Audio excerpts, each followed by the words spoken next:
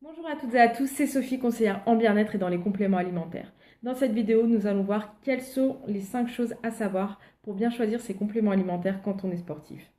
Dans ma vidéo qui s'intitule Pourquoi s'intéresser aux micronutriments quand on est sportif, je vous disais qu'il était préférable de se supplémenter afin d'être sûr d'apporter à son corps tous les micronutriments dont il a besoin pour bien fonctionner. Donc les vitamines, les minéraux, les oligo-éléments et ainsi éviter les blessures, améliorer ses performances sportives et bien récupérer.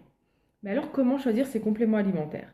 La première chose à laquelle il faut être vigilant, ça concerne la provenance des compléments alimentaires. On va plutôt privilégier des compléments alimentaires d'origine naturelle que sous forme synthétique. Et il ne faut pas hésiter à demander comment sont fabriqués les produits. La deuxième chose sur laquelle il faut être vigilant, c'est de privilégier les vitamines qui ne sont pas isolées. Les vitamines et les minéraux, ils vont être beaucoup plus efficaces ensemble que pris séparément. Ils vont agir en synergie. Si on prend l'exemple une pomme ne compte pas moins de 12 450 micronutriments. Et la vitamine C, c'est seulement un micronutriment. On se rend donc compte qu'il y a d'autres micronutriments qui ne sont pas des vitamines, mais qui vont être aussi importantes que les vitamines elles-mêmes. Ce qui va faire la force d'un complément alimentaire, ce n'est pas la quantité, mais c'est l'interaction entre les différents éléments.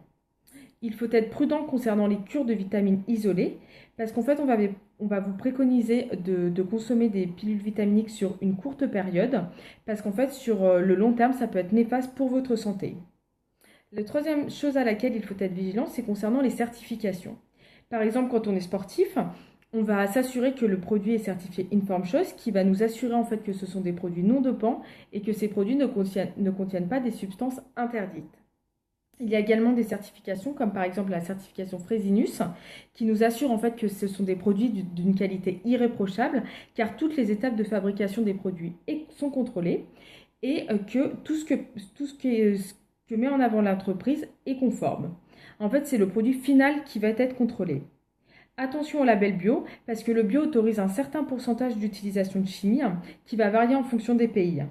Également, le bio va vérifier la façon de cultiver le produit et non le produit final.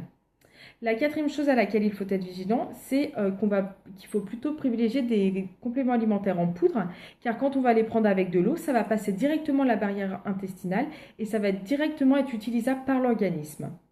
La cinquième chose sur laquelle il faut être vigilant, c'est concernant les études scientifiques. Il est important que ce soit des études scientifiques indépendantes et que les résultats soient publiés dans des revues médicales et que les effets soient visibles sur des êtres humains et que ce ne sont pas seulement testés en laboratoire.